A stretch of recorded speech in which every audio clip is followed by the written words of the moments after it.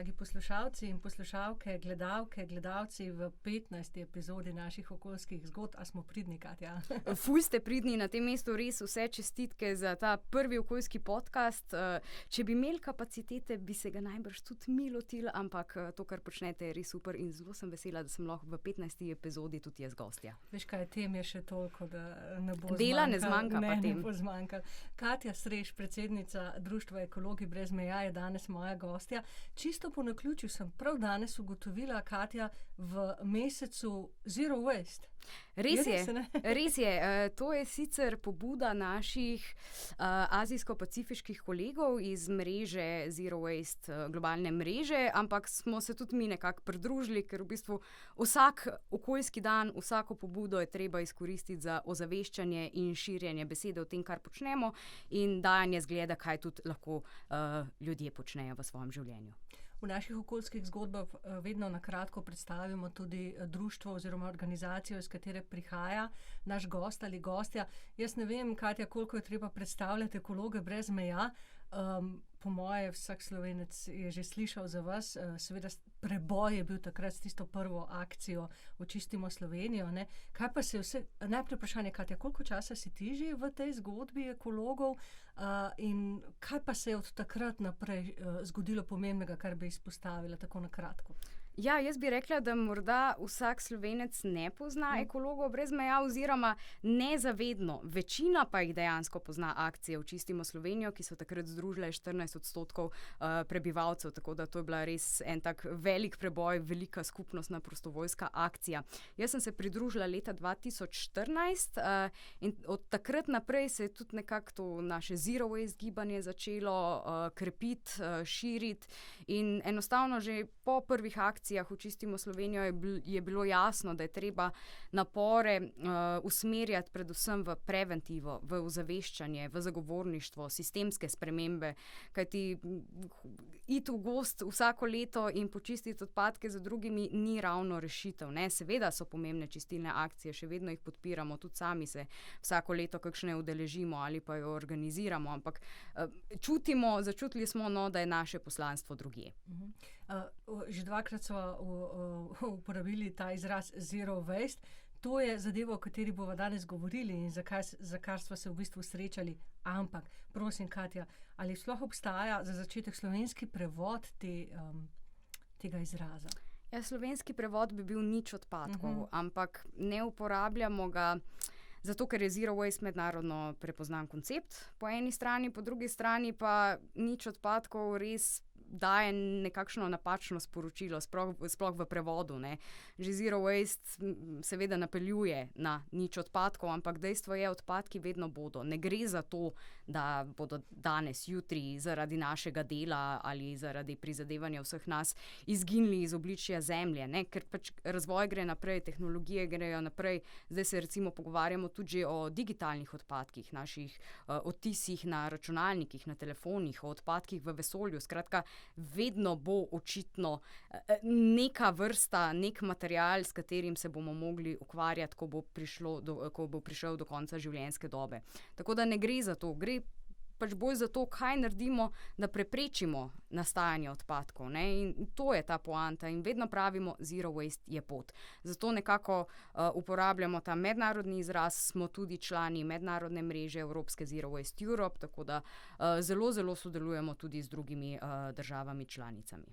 Jaz sem zdaj prebrala definicijo Zero Waste, da bo našim poslušalcem, poslušalkam, gledalcem bolj jasno, o čem govoriva. Takole pravi: ohranjanje vseh virov skozi odgovorno proizvodnjo, potrošnjo, ponovno uporabo in izrabo izdelkov, embalaže in snovi, brez sežiganja in izpustov v zemljo, vodo ali zrak, ki bi lahko ogrozili zdravje ekosistemov ali ljudi.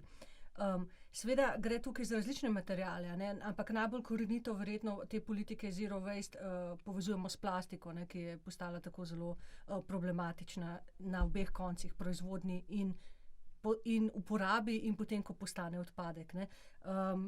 Mi lahko razložiš, kakšna je kratka zgodovina tega koncepta Zero Waste in tudi v Sloveniji, kako se je razvijal in kako ste ga vi posvojili, kompleksno vprašanje.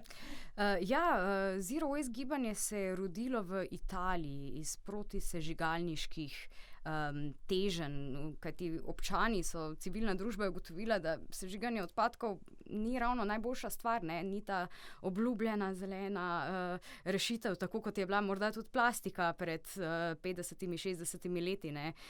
Kot neka prava rešitev za naše okolje.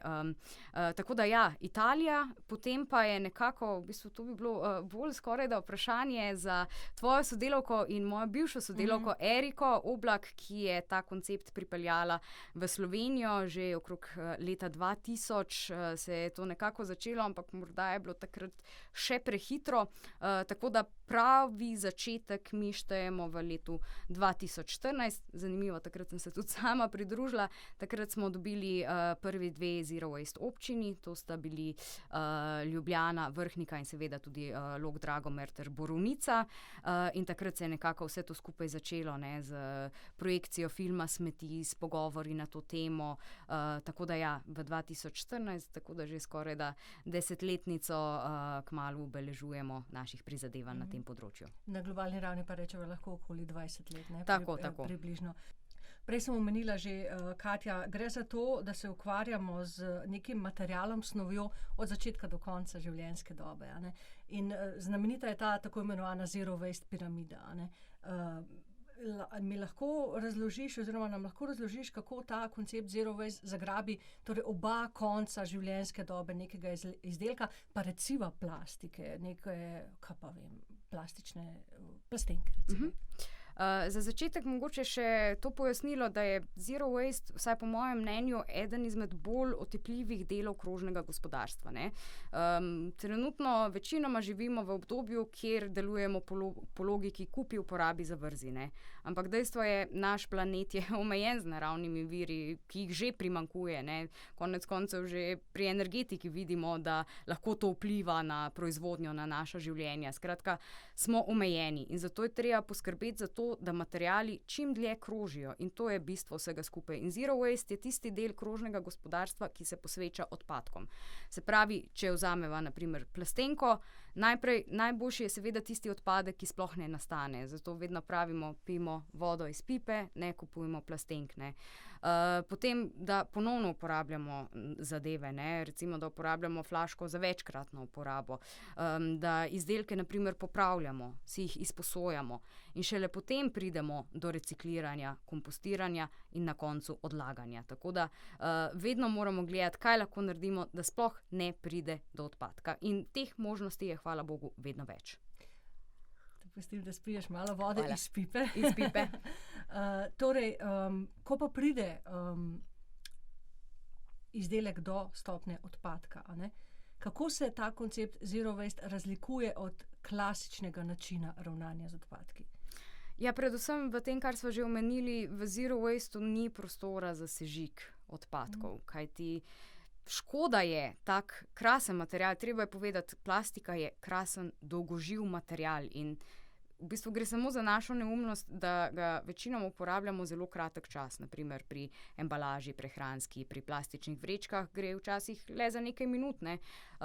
Ima pa ta material seveda precej daljšo življenjsko dobo, tako da škoda je, da te materiale, za katere so potrebni naravni viri, delo, sežgemo in jih ne izkoristimo recimo v postopku reciklaže, kjer bi vsaj malce podaljšali še to življenjsko dobo materiala. Tako da ja, v bistvu gre za to, da tukaj ni sežiga in da skušamo najti drugačne načine, kako ohraniti te materiale v kroženju. Kakšni pa bi lahko bili ti drugačni načini? Sama si omenila že recikliranje. Recikliranje, kompostiranje, ampak dejstvo je, da je to le izhod v sili, ne. Pri plastiki moramo vedeti, da se globalno reciklira manj kot 10% vse plastike.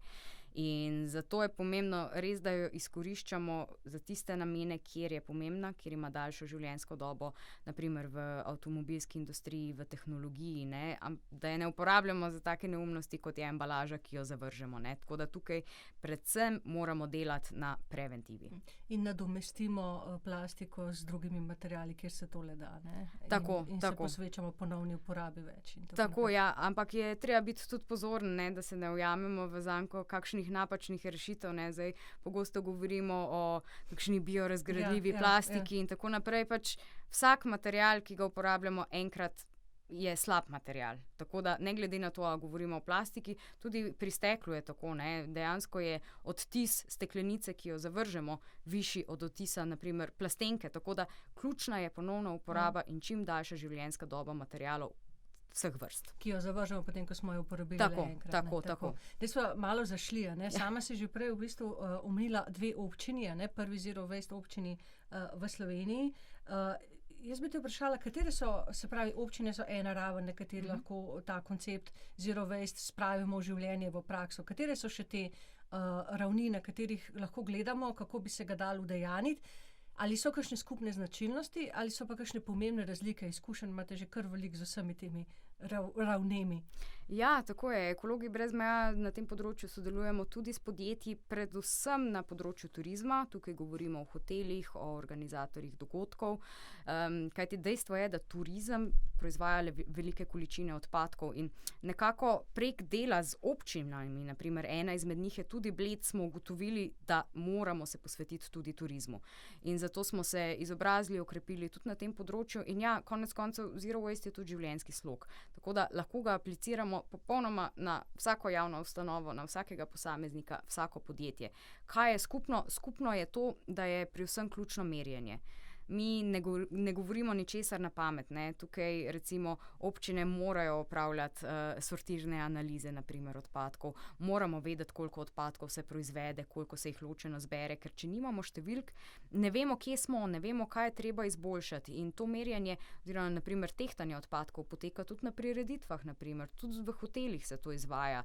Konec koncev ne bi škodilo, če bi tudi mi posamezniki kdaj malo potehtali, koliko smeti odnesemo v zabojnike, ker se nam sploh v gospodinjstvih zdi, se mi pa nič ne zavržemo, ne? Ker pač avtomatsko nesemo tisto v zabojnik, smeti se odpeljejo neznano kam in problem je rešen, ne? Tako da ja, skupno je merjenje, točno spremljanje podatkov in skupno se mi zdi tudi, da je potrebno sodelovanje.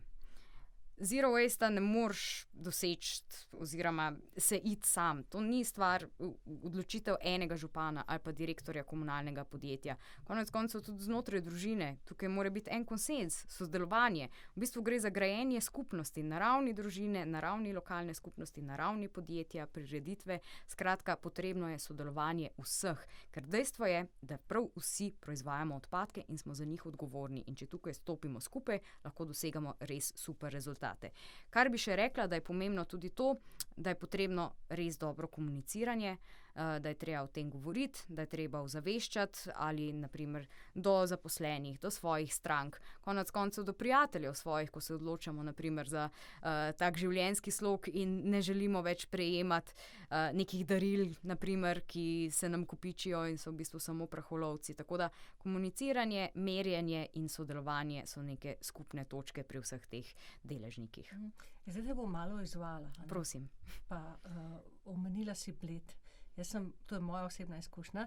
In ko se mi to zgodilo, sem skoraj pofotkala svojo osebno izkušnjo in ti jo poslala, takrat poleti poslala sliko. Bila sem na zajtrku ne bom povedala, pač nekje na Bledu pri enem od ponudnikov, kjer sem dobila za zajtrk porcijsko marmelado, porcijski, maslo, porcijsko pašteto. Ne? Torej. To seveda ni v skladu s tem, kar si mi prizadevamo, ampak dejstvo je, če je občina na poti do Zero Waste, seveda ne more imeti neposrednega vpliva čisto na vse deležnike. Se trudimo, ogromno sodelujemo, izobražujemo, ampak to je proces. In morda še to pojasnilo, ne, vedno nas kdo vpraša, kako pa vi pridete do občin ali pa hotelov. Mi ne hodimo nikamor.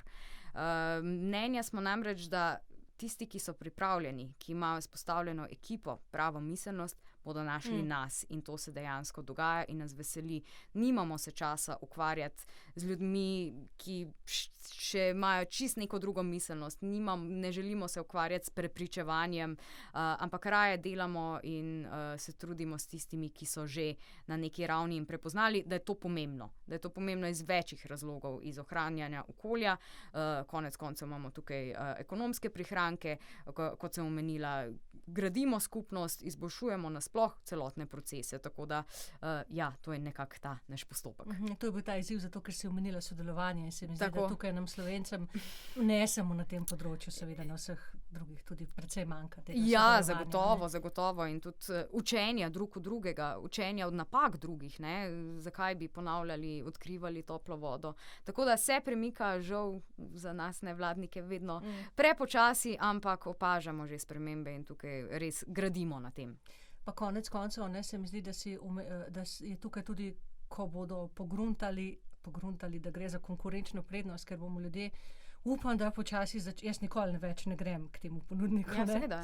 Ker bomo ljudje počasi začeli zavračati takšne načine, da bodo enkrat spregledali, da gre za konkurenčno prednost. Tako, zato pa je tudi pomembno, da smo mi posamezniki proaktivni v tej smeri, da tudi mogoče bi to fotografijo jaz na tvojem mestu poslala temu hotelu vodstvu in jim napisala, glejte, to ni čisto okej, ne? Živimo pač v obdobju, kjer obstajajo boljše alternative in treba je biti včasih malo zatežitno, ker včasih se tu dogaja to, ne da bi bili, ne vem, podjetja ali pa kakšni turistični ponudniki zlobni in bi rekli, ne, mi želimo plastiko, ker je to boljše, ker je poceni, ampak preprosto ne pomislijo na tako preproste korake.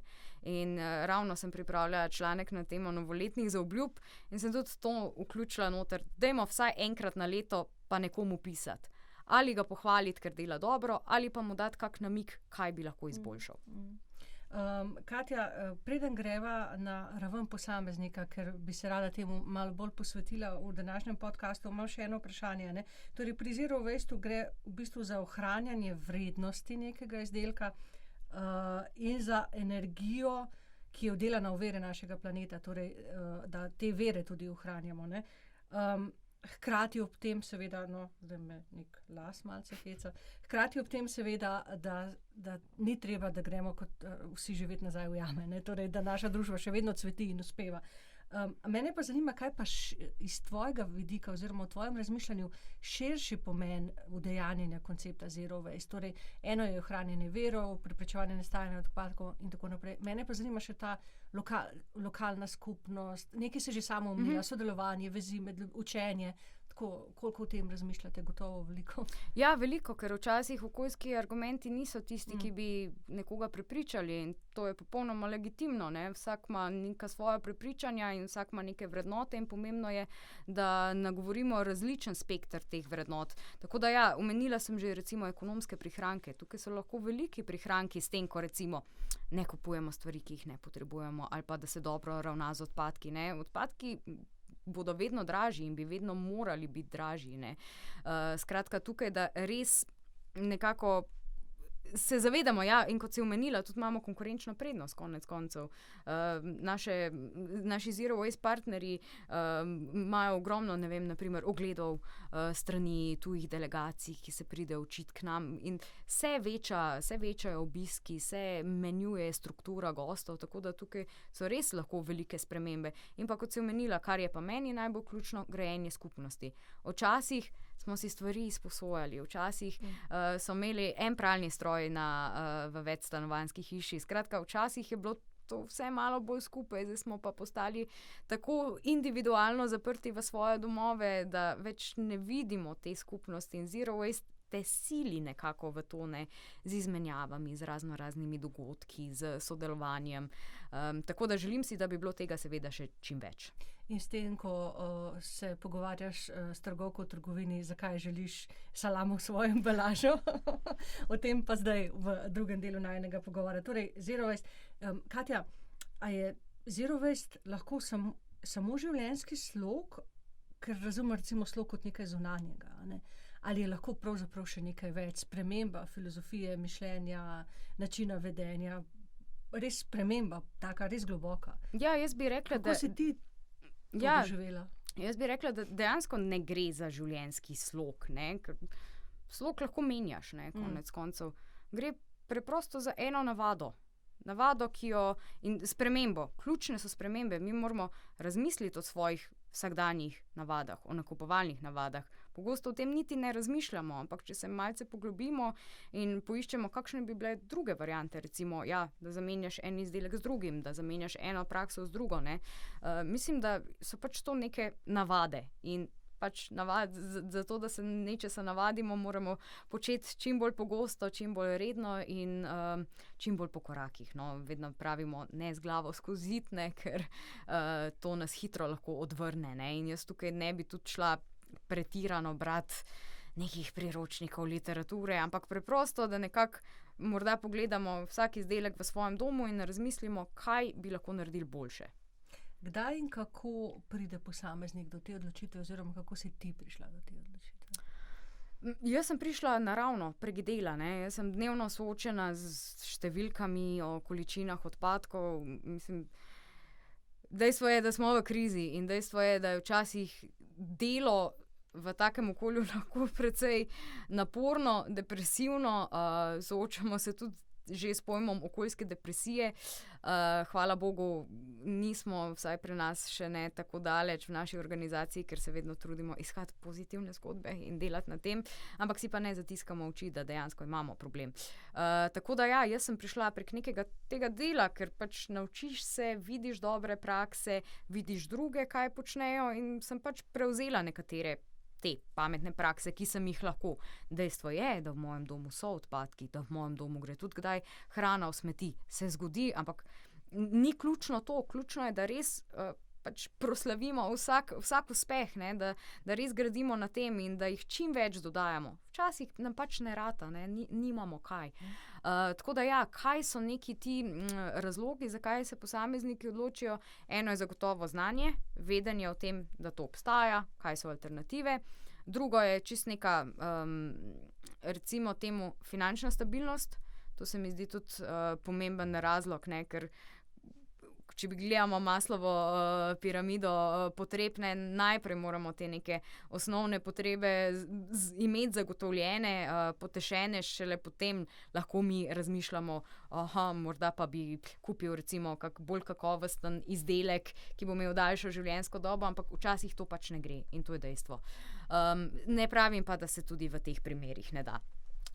Potem pa včasih je pomembna tudi kakšna kriza, recimo marsikoga lahko premakne kak požar, ne, kot smo jih imeli v lanskem letu, poplave, čeprav se mi zdi, da se premalo zavedamo povezanosti našega delovanja s temi posledicami. Tako da tukaj je več lahko motivov, ne, tudi vpliv iz okolice, konec koncev. Jaz vedno z veseljem opazujem svoje prijatelje, ki ko kupijo kaj iz druge roke, gredo na izmenjavo in se mi s tem potem pohvalijo, ne, da so naredili nekaj dobrega. In jaz mislim, da moramo biti drug drugemu en tak pozitiven zgled. Katja, gre tukaj tudi za razmišljanje o potrebah v smislu, omenila si piramido, resničnih in ustvarjenih? Absolutno. Jaz mislim, da imamo v svojem življenju preveč stvari, da preveč smo vezani na lastništvo izdelkov, ne, avtomobil, hiša, velika garderoba, ne, pač nekako. Ne vem, kako nam je uspelo v zadnjih 30 letih priti v bistvu do tega. Se mi zdi, da se je to nekako skompresiralo res in naš okoljski vpliv se je dejansko drastično povečal v teh letih in to je treba spet preobrniti. Tako da mislim, da je to ključno. Zdaj, jaz sem se odločila, da skušam zmanjšati število oziroma količino odpadkov v svojem domu. Katja, kje naj začnem pri tem, ko odprem hladilnik, ko odprem shrambo, ne, ta že samo pri prehranskem sektorju, da v kopalnico mojo sploh ne greva. Saj to zelo lepo opisuje avtorica knjige Dom brez odpadkov, ki ste jo vi v sodelovanju s tehniško založbo pripravili. Koliko je zdaj? 6 let, mislim, da je 2016. 2016, to se pravi 7 let, sem še vedno v 2022. Torej, kaj bi ti rekla, kaj je prvi korak, kaj se usesti v en prostor, pogledati, prešteti, razmisliti o potrebah in tako naprej? Najbrž bi vsak imel lahko svoj različen pristop, ampak jaz bi rekla, začnimo res to neumno plastiko za enkratno uporabo. Vrečke še vedno, pač žal mi je, da govorim o tako banalnih stvarih, kot so vrečke in slamice, kar bo marsikdo lahko učital, ampak dejstvo je, jaz če grem na tržnico v mestu, kjer živim, tam je polno plastičnih vrečk. Kljub temu, da ljudje večinoma pridemo s cekarjem na tržnico. A je res potrebno? Tako da, ja, vrečke, slamice, plastenke. Sicer ja, slamice jih več načeloma ne vidimo v tej običajni plastični obliki, ampak kot sva rekli, ne, tudi biorazgradljiva plastika ni rešitev. Tako da rečimo ne, preprosto. Ko se to seveda da, obstajajo nekatere izjeme, to je tudi treba poudariti, ampak ja, obstajajo alternative za večkratno uporabo, če nič drugega. Lončki za kavo za sabo. Eden izmed 400 se samo reciklira. Porabi se ogromno vode, virov za to. Nekateri ponudniki, gostinci že ponujajo popust za to, da prideš s svojim lončkom. Bi pa morali tukaj vsi ti ponudniki še malo bolj komunicirati to. Mislim, da tukaj vedno pozabljamo. Recimo tudi trgovci že nekateri omogočajo, da priješ na postrežne oddelke, delikatesa, pekarna in tako naprej, svojo embalažo. Ampak to je treba kričati na glas, biti zgled drug drugemu, ne da si pa en posamezen vesoljc tam, ki priješ svojo tupperwareko. Ampak hvala Bogu, vedno več je tega. Tako da ja, plastika ta za enkratno porabo. Da se izognemo, mogoče bi predlagala kakšnim nevarnim čistilom. Jaz popolnoma perfektno funkcioniram z alkoholnim kisom, sodo, limono. To je to, ker to je dejstvo, da to škoduje našemu zdravju. In tudi moramo se zavedati, plastika kot taka škoduje našemu zdravju. Mikroplastiko so našli že povsod. Ja, ne vemo še točno, kaj povzroča našemu telesu, vemo pa, da ima vpliv na endokrini sistem, da vpliva na motnje pri razvoju otrok. Skratka, dajmo se izogniti. Recimo, en izmed nasvetov, ne pogrevajmo hrane v plastičnih posodah, naprimer. Da se izognemo tistim kuhinjskim pripomočkom iz tiste plastike, ker to non-stop uporabljamo. Bog ne daj kakšne deske za rezanje imeti iz plastike. Ne? Tudi neposreden vir mikroplastike, ki je že tako v našem telesu, ampak tukaj pa res lahko poskrbimo, da je tega morda vsaj malce manj. Tako da ja, plastika in kar je še zelo pomembno, hrana. Tukaj bi rekla, da moramo res malo pogledati svoje življenjske navade, ne? Kdaj smo doma, kdaj bomo jedli, kdaj nas ni, da res načrtujemo tedenski jedilnik in šele potem nakupovalni listek. Se mi zdi, nakupovalne listke smo že osvojili, ampak kaj ti to pomaga, če pa ne veš, kdaj boš kaj pripravil, ne? Jaz na primer imam svoj Google koledar in lepo noter vnašam, če se le da, kaj bo vsak dan za kosilo, naprimer. In potem veš, da moraš ribe, naprimer, prej porabiti, si znaš malo bolj splanirati, no, vse skupaj. To mi povej, Katja, koliko je organiziranja in koliko časa si ti potrebovala, da si usvojila in posvojila ta način organiziranja, ne? Ker zaposlene ženske, zaposlene mame, tudi očetje, seveda, da ne bova zdaj delale krivic, zaposleni smo vsi, pridemo domov ob 4, pol 5, 5, deca so lačna, otroci vpijejo, skratka, a je res to bav se tako na tak način organizirati ali ti potem postopno pa pride v kri? Meni se zdi, da takoj pride v kri, ko doživiš eno dobro izkušnjo. Ja. Takoj. Ja, moraš razmisliti, ampak a je res tako hudo, da bi včasih vklopili naše sive celice tudi za kako tako stvar. Jaz, na primer, se prevažam z električnim vozilom, ne? In pogosto je vprašanje, ja, kako pa ti to rata, ne? Ja, vedno si pogledam, kam grem, če grem na neko neznano lokacijo, tam je polnilnica, tako se zorganiziram, tam se bom mogla ustaviti, pač vzamem si 5 minut časa prej in se zorganiziram. In to je vsa umetnost. Podobno je tukaj, ne? Sploh, če recimo se odločimo, da za nek nov izdelek bi želeli probati brez, naprimer, embalaže in treba iti v kakšno drugo trgovino. Ampak se mi zdi, da je že vedno več tega. Jaz, naprimer, ne zgleda tako komplicirano, no? Recimo, če poenostavim, kako v gospodinjstvu z najinem partnerjem to zgleda, ponavadi v petek zvečer se usedava in razmisliva, kaj bova naslednji teden počela, kaj bova jedla. Sestaviva shopping seznam, imava tudi posinhronizirane shopping sezname na telefonu, ker se je že zgodilo, da sva oba prišla domov z istim nakupom, ne? In imamo spet problem in potencialno odpadke. Tako da napišejo shopping seznam, imava 3, enega za tržnico, enega za zero waste trgovino in enega za konvencionalno trgovino, v katero greva menda enkrat na 3 mesece mogoče. Tako da ja, vsako soboto, pa če se le da, tržnica, tam vse z lastno embalažo, smo že naučili tudi vse branjevce tam, tudi če imajo svojo embalažo, vedno prineseva nazaj, naprimer imajo enega super ponudnika sirupov in mu vedno neseva steklenice nazaj. In na začetku je bilo blazno zabavno, ne, ko smo mi prišla, kaj vam to lahko vrneva, ne, pa rekel, sam jaz vam ne morem zdaj to plačati, ne, odkupiti nazaj. Sem rekel, ne, pač samo nočeva, da gre v smeti. In ja, greš na tržnico s cikarjem polnih flaš praznih, polnih posod, vrečk, ampak je super občutek in vedno večje navdušenje se mi zdi tudi med temi ponudniki. Tako da to je pa to, ni neke drugega napora, tudi naprimer šampone in vse te zadeve v Zero Waste trgovini, veliko steklenico jabolčnega soka prej in to je za vsaj pol leta in dejansko manj hodim v trgovino in tudi manj zapravim. Sama si me pripeljala do tega vprašanja. Prej si že, a ne tudi ti rekla v trgovini, kako ne svojo posodo, kako komunicirati svojo odločitev. Ne? V tej knjigi Dom brez odpadkov se avtorica zelo zanimivo ukvarja s tem, ne, zavračanje daril, za katere je menila, da ne sodijo v njen nov življenjski zero waste slog. Potem je na koncu ugotovila, da v bistvu ne bo zavračala daril, ker je to prvič se je zazdelo nevljudno, drugič je bilo s tem preveč dela, da je obrazložila in skomunicirala zakaj, da tega ne počne iz nevljudnosti. Kako komunicirati svojemu krogu kolegov, prijateljev, znancev in tem, pri katerih kupuješ? Kako si se ti s tem spopadla? Brez težav. Mislim, da tu ni nekega hudega filozofiranja, tudi morda nepotrebnega komuniciranja. Mislim, da je sicer res najtežje znotraj družine in kroga prijateljev ravno darila, ne, vse ostalo ni problem, ampak ja, mislim, nihče me še ni zavrnil z mojo posodo, recimo na tržnici ali pa v trgovinah, kjer je to mogoče. Nihče, ne, kvečemu zanimanjem pogledajo, ful dobro, ja, to bi pa res lahko počeli, ne. Tako da ja, mogoče tak krog prijateljev, ampak tu jaz nikoli nisem imela težave, ker se absolutno vsi moji prijatelji trudijo, ker vejo, kaj počnem, da dobim za darilo ali doživetje, ali kakšne naravne izdelke, izmenjujemo si kulinarične izdelke, naprimer. Tako da, v bistvu, če si sam zgled, bodo ostali sledili prej ali slej. A se te bojijo?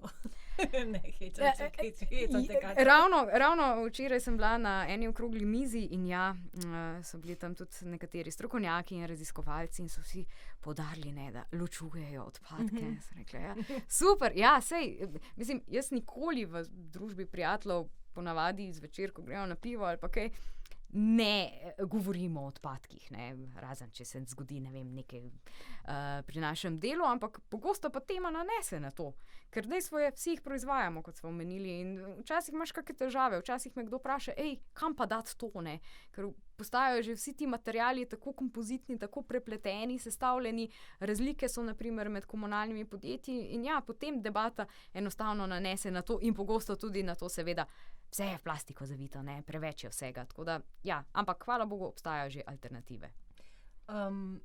Omenili sva kozmetiko, omenili sva hrano, omenili sva embalažo, še en zelo pomemben sektor je, to so oblačila, ki jih nosimo, ne, in to je v bistvu, se mi zdi pa res odgovor skoraj popolnoma preprost, second hand, ne, ja. Oblačila iz druge roke. Absolutno. Mislim, da se o oblačilih še premalo pogovarjamo. To je eden izmed najhitreje rastočih vrst odpadkov, podobno kot pri električni in elektronski opremi. In dejstvo je, da tudi ko govorimo o oblačilih, govorimo o plastiki, ker je 70% naših oblačil izdelano iz plastike. Modernih, seveda. Iz fosilnih goriv, iz nafte in zemeljskega plina. To mi nosimo.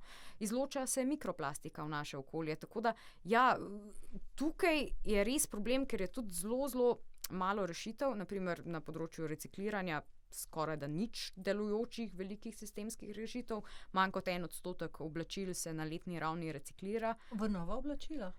Ja, ali pa v kakšne druge materiale, večinoma vse ostalo pristane na odlagališčih ali v sežigalnicah. In tega je vedno več, oblačila so vedno slabše kakovosti, niti se jih ne da več popravljati, ponovno uporabiti.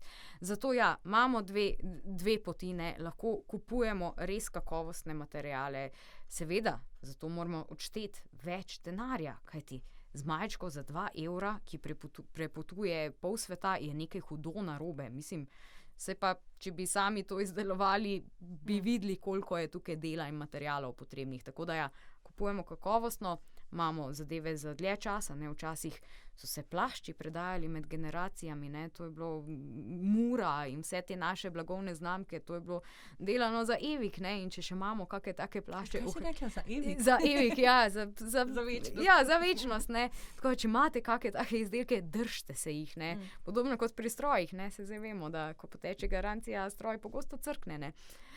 Tako da ja, kakovostno, da skrbimo za oblačila. Mi zdi, da včasih kar pač damo vse v stroj, pa briga nas se bo že, ne. In dejansko, ko se s kakšnimi šiviljami pogovarjam, ko jih sprašujem, kaj je ta nek prvi nasvet za posameznike, kaj je treba narediti, ne odrezati listka z navodili, kako prati, ne. Kar vsi radi počnemo, Ja, ker nam grejo na živce seveda, ja.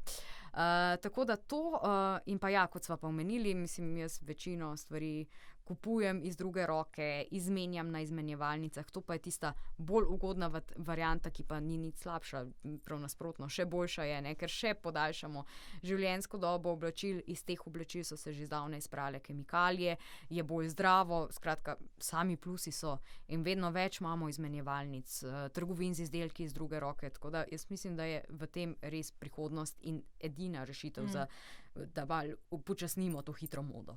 Kot je rekla najina kolegica Živa Lopetič v najinem podcastu o tekstilu, a ne, to se tudi meni zdi, to se tudi moje izkušnje, več dobrih oblačil najdemo v trgovinah iz druge roke, kot v trgovinah z novimi oblačili skoraj, ne. Absolutno. Samo nekaj časa si moraš vzeti pa malo prebrskati, ne.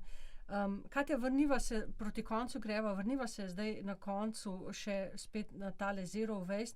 Zanima me, a ne, ti si sama omenila, ti živiš, si rekla, v Mariboru, a ne, torej imaš zero waste trgovino, a ne. Kaj pa tam, kjer teh trgovin ni, a ne? Zanima me, kako je s tem, če primerjava urbano, podeželsko v Sloveniji. Vseeno vemo, da v Sloveniji veliko ljudi živi na podeželju, ne. To so izzivi morda vseeno še vedno malo večji. Bi rekla ja pa ne. Ja, v urbanih okoljih imamo zero waste trgovine, imamo pa zato tudi manj kmetov, na primer, ne. Na podeželju najlažje je iti do kmeta in najboljše je tja iti svojo embalažo. Z njim se boš brez težav lahko dogovoril, še super mu bo, kot pa z neko večjo trgovino. Tako da so plusi in so minusi. Ekologi brez meja smo tudi zbrali vse te informacije, kjer se da vsaj nekaj kupiti z lastno embalažo na našem portalu Manj je več. In ja, vedno spodbujamo, v bistvu treba je podpirati lokalno gospodarstvo, treba je podpirati male trgovce, treba se, ja, če se le da, izogibati embalaži, ampak povsod ne gre. Povsod enostavno ne gre. In tudi, ko smo recimo v konvencionalni trgovini, lahko naredimo marsikaj. Naprimer, eden izmed takih prebliskov, no, morda samoumevnih je to, da recimo, če kupimo kakšne pločevinke, da jih ne kupimo v vezu 6, ne, ker so ovite s plastiko. Vzemimo jih posebej. Vsaj en sloj bomo prihranili. Da, naprimer, pogledamo, imamo naprimer sladkor v plastiki, imamo sladkor v papirju, raje izberemo tistega, ki je v papirju, pa morda še vrečko lahko za kaj uporabimo. Skratka, opcije veliko, če se sam malo vklopimo, razmislimo, morda ja, za štart posledimo okoljskim organizacijam, ki dajemo ogromno nasvetov na to temo, se pridružimo kakšni Facebook skupini, tudi v Sloveniji imamo zelo super skupino Dom brez odpadkov, kjer se širijo te ideje in prakse, tako da ja, in predvsem, da se tudi o tem pogovarjamo. V družbi, da povemo, glej, jaz sem pa tam to kupil, ful dobra izkušnja, ne, na tak način, no, da smo, kot vedno pravim, drugemu zgled. Katja, a je zero waste odpovedovanje ali pridobivanje? Jaz bi rekla, da definitivno drugo, ampak ja, seveda se odpoveš, naprimer, veliki obsežni omari, ampak to je po drugi strani meni pridobivanje, ker jaz vem, da imam v omari malo število kosov oblačil, ki pa jih vedno znam skombinirati, vedno jih lahko uporabim in nikoli nisem v dilemi, kaj bom pa danes oblekla. Ali pa vedno imam, tudi če grem nekam na dopust, vsa oblačila imam nekako tako skombinirana, da je čisto vseeno, kaj vzamem, bom že lahko naredila ogromno različnih kombinacij, naprimer. Isto je, naprimer, če, ja, kaj tudi počnem, ne, to je ena taka zanimiva zgodba, kjer vedno zdaj v predavanjih tudi fotografijo dokazno objavim. Jaz tudi nesem gajbo, naprimer, piva v 4. nadstropje peš v steklenicah, ker se mi zdi to pač super, da lahko vrnem, da ne mečem v smeti in potem te smeti nosim dol do zabojnika na ulico. To je meni večji napor, kot pa to, da nesem jaz recimo gajbo v 4. nadstropje. Pa itak je pivo iz flaše boljše, kot pa iz pločevinke, to je dejstvo. Pravijo moški. Tako. Kardiovadba. Še, a ne? Ja, definitivno. Katja, v tej knjigi, ki smo jo že omenili, Dom brez odpadkov, avtorica zelo iskreno opisuje svoje poskuse, katerim se je potem tudi odpovedala. A ne, res se lahko ne smeš, a ne, z mahom si ne brišeš zadnje pleti, verjetno. Ne. Je pa ta avtorica tudi to poskušala, torej v svoji vnemi, da bi dosegla, ne, ti si že čisto na začetku rekla, zero waste je proces, je pot, ker čisto do cilja ne boš prišla. Ona pa v svoji vnemi, da bi dosegla ta cilj zero waste, gre res v ekstreme in potem ne uporablja toaletnega papirja, ne, ampak išče druge nadomestke. Za konec najinega pogovora, oziroma pred koncem najinega pogovora, Katja, torej zero waste je proces, pri katerem se vsakeč naučimo kaj novega, se spreminjamo sebe, spreminjamo svojo okolico in tako naprej. Kdaj pa vemo, da smo prišli na svoj osebni cilj? A si ti na svojem osebnem cilju? Wow. To pa je kar kos za glodanje. Ampak jaz mislim, da sem. Sicer vem, da se da marsikaj še izboljšati, da bojo prišle nove prakse, novi izdelki, nove alternative, ki jih bom z veseljem poskusila ali pa tudi menjala. Sej konec koncev, ja, tudi menjam včasih kak izdelek ali pa sem tudi jaz kako neumnost naredila, ne. Sicer nisem tak ekstremist, ne, z mahom in WC papirjem, ampak recimo sem šla in sem zato, ker je pač bilo olje sončnično na rinfuzo, sploh nisem dojela, da sem plačala za liter olja belega navadnega 18 €. In pač, ja, tu vseeno, tako kot sem rekla, ne, finančno moramo biti nekako stabilni, da si lahko privoščimo, ampak to se mi je vseeno zdelo predrago, ne. Zdaj pač raje olje sončničnega sem se mu odpovedala. Pač ga ne kupujem, ga ne potrebujem, olivno kupujem v steklenicah ali pa še v večjih embalažah, ki jih po možnosti lahko vrneš, tako da ja, včasih narediš kako neumnost, pa ne vem, si kupiš nek kozmetični izdelek, ki je pač naraven, pa ti recimo ne ustreza, ampak ravno to je fajn tudi pri nakupu z lastno embalažo, ker si lahko vzameš, koliko želiš, količinsko in lahko probaš, ne, in preden sem jaz našla ustrezen šampon za lase, je trajalo, zdaj ga kupujem v trdi obliki, v kartonasti embalaži, ker mi noben od tekočih na rinfuza pač žal ni ustrezal. Tako da, ja, kaj si me že vprašala za istočnico? Cilj, ja, jaz mislim, da sem na cilju, me pa še seveda, ja, kot sem rekla, motivira naprej. Vem, da bomo razvili še ogromno dobrih praks, tudi v Sloveniji so mali startupi, mala podjetja, ki rinejo v to smer in sem navdušena, da lahko še kaj novega probam. Se mi pa zdi pomembno, da sem na cilju kljub temu, da imam doma odpadke. Ampak delam, kar lahko, in to me zadovoljuje. Katja, last but not least, ne? Pomembno vprašanje. Kako bi moral sistem, politika, odločevalci, zakonodaja, vse, kar je okoli nas, v primerjavi s posameznikom, podpreti posameznike, ki živijo tako, ne? Ker ne živimo mi izolirani, ne? Zdaj posameznik bo pa zdaj živel na svojem otoku, kjer na nič na njega ne bo vplivalo in on ne bo vplival na nič. Torej, kako bi se moralo to preplesti in ali se prepleta in kje je tu cilj? Ja, vsekakor bi se moralo še bolj prepletati. Dejstvo je, da se vse prepleta. Konec koncev tudi direktor nekega podjetja je posameznik ali pa, ne vem, nek odločevalec je posameznik in živi svoje družinsko življenje in nikoli ne bo svojemu otroku recimo nekaj slabega želel v smislu zdravstva ali pa onesnaževanja, pa je lahko direktor na primer naftne industrije, ne. Pač smo prepleteni, vse je prepleteno. Ja, želimo si predvsem čim več spodbujanja dobrih praks. Tako v finančnem smislu, da so kakšne subvencije, na primer v Italiji trgovci dobijo ugodnosti, če postavijo na primer oddelke za rinfuzo, za nakupovanje z lastno embalažo. Se pravi, nagrajujemo tiste, ki delajo dobro, da se te prakse čim bolj širijo, da postanejo tudi čim bolj finančno dostopne, se pravi, imamo sistem ponudba povpraševanje, in pa da se seveda kaznujejo tiste, ki pač ne upoštevajo nekih vsaj minimalnih standardov, da omejujemo zeleno zavajanje, da smo pozorni na to in predvsem mogoče tudi sistemom, ne, plačaj, kolikor odvržeš, to bi bilo najbolj smiselno, sploh za vse tiste, ki živimo v večstanovanjskih stavbah. Verjamem, da je to za marsikoga kar bolečina, ko si misliš, sej pogledaš v zabojnike in vidiš, se sosed pa ne ločuje, zakaj pa bi jaz, ne, naprimer. Tako da je ogromno že sistemskih dobrih praks, tudi seveda kavcijski sistem, ne, v tujini, ki že funkcionirajo in jih moramo samo prenesti v naše okolje na pravi način in na prav način skomunicirati in pokazati ljudem, da se to da in da ima smisel. Hvala, Katja, ker si bila moja gostja in srečno. Hvala lepa.